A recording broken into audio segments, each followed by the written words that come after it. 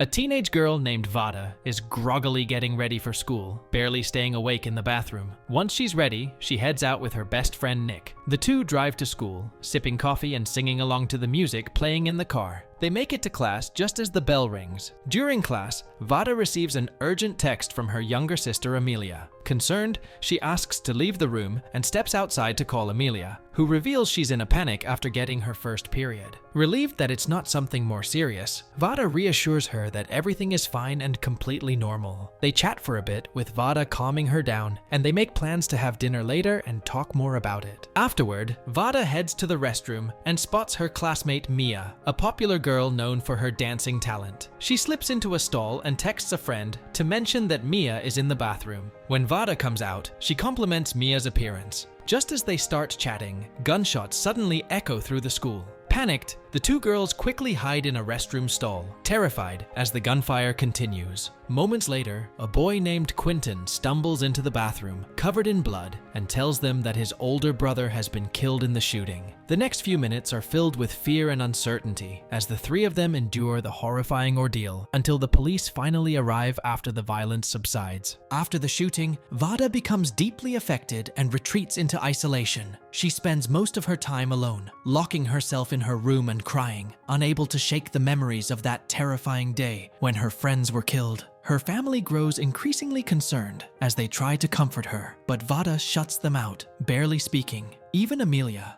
her younger sister, makes attempts to lift her spirits, but Vada remains distant, preferring solitude. One night, Mia follows Vada on Instagram and shares her phone number. Vada reaches out, and the two begin texting about how they're coping with the aftermath of the tragedy. Mia reveals that her parents are overseas in Japan, leaving her alone at home. She invites Vada over, offering her a place to talk or hang out whenever she needs it. The following morning, Vada wakes up suddenly, gasping and sweating from a nightmare. Feeling restless, she decides to meet up with Nick. Her mother, relieved to see her leave the house after days of shutting herself in, beams with happiness. To ease her mother's worries, Vada lies and says she's feeling much better. She meets Nick at a park where he tries to encourage her, suggesting that they survived for a reason and should help others by raising awareness to prevent similar tragedies. Vada, however, is too lost in her own thoughts to truly engage with what he's saying. Later, at home, Vada scrolls through Mia's Instagram, watching her dance videos while Amelia and her mother are glued to the news on TV.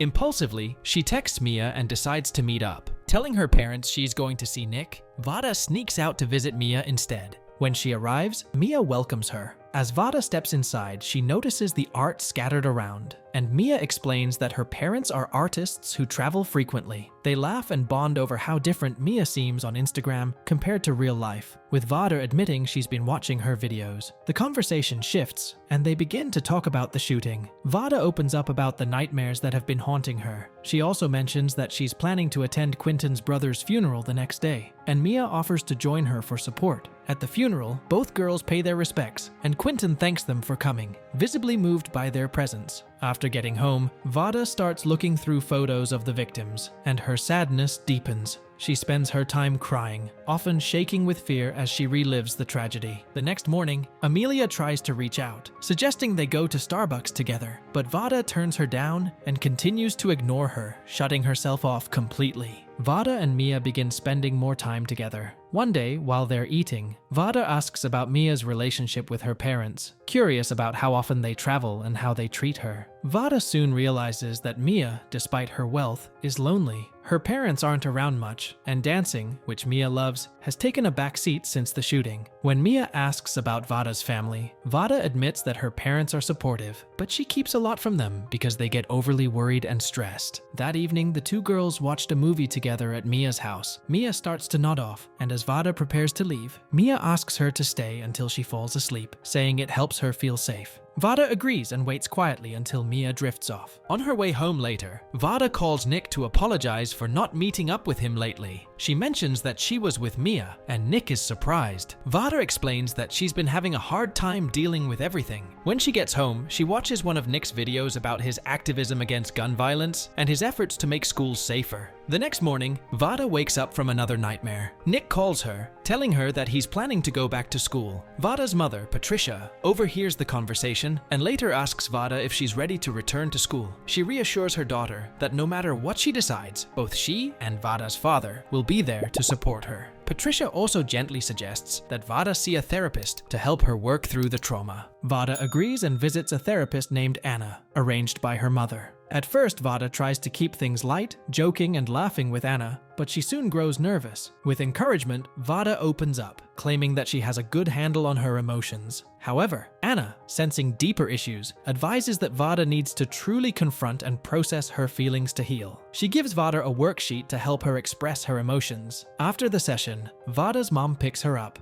Vada casually mentions that Anna thought she was smart and funny, but she also tells her mom she doesn't want to go back to therapy. Later that day, Vada gets a message from Quinton, thanking her again for attending his brother's funeral. He asks if she's free to meet up, and they arrange to meet at a coffee shop. When they see each other, Quinton is visibly struggling with his emotions. Vada comforts him with a hug, assuring him that things will eventually get better. Vada heads over to Mia's place, where they smoke weed and drink together. Afterward, Vada goes home, feeling ravenous, and starts rummaging for food. Her mom catches up with her and voices her frustration, pointing out how distant Vada has become from the family. She also urges her to face reality and return to school, warning that avoiding it will only make things harder. Irritated, Vada storms off to her room. She later calls Mia, venting about the pressure her mom is putting on her to go back to school. Mia tells Vada that her parents have given her the option to be homeschooled indefinitely, so she doesn't feel the same urgency. The next morning, after some convincing from her mom, Vada reluctantly goes back to school. Upon arrival, they are subjected to metal detectors and survival drills, meant to prepare them for future threats. But the overwhelming experience becomes too much for Vada, and she leaves the room, unable to bring herself to re-enter the bathroom where she once hid during the shooting. While walking home, the sudden clatter of a can startles her so badly that she loses control and wets herself. That night, despite everything, Vada puts on a normal face during dinner, hiding her inner turmoil. The following day, Vada, desperate to numb her emotions, buys ecstasy from a drug dealer to help her get through the school day. High in class, she chews on her pen until ink covers her face. She excuses herself to leave the classroom, but she can barely walk, losing her balance as she tries to go down the stairs. She texts Nick for help, but before he can arrive, she tumbles down the stairs. Nick finds her in a disoriented state and rushes her away before anyone else notices. Later that evening, Vada receives a call from Quinton, who tells her she had been sending him texts while she was high. Wanting to distract herself, Vada invites him over to watch a movie. Her family grows curious and nosy, but she pleads with them to give her some privacy. Quinton arrives, and they spend a nice evening together, though it's cut short when he gets a message about a family emergency and has to leave abruptly. After Quinton leaves, Vada decides to sneak out again. She tells her parents she'll be studying at Nick's house, but instead, she heads over to Mia's. The two start talking about relationships over drinks, and before long, they get high and start dancing in the street. Later,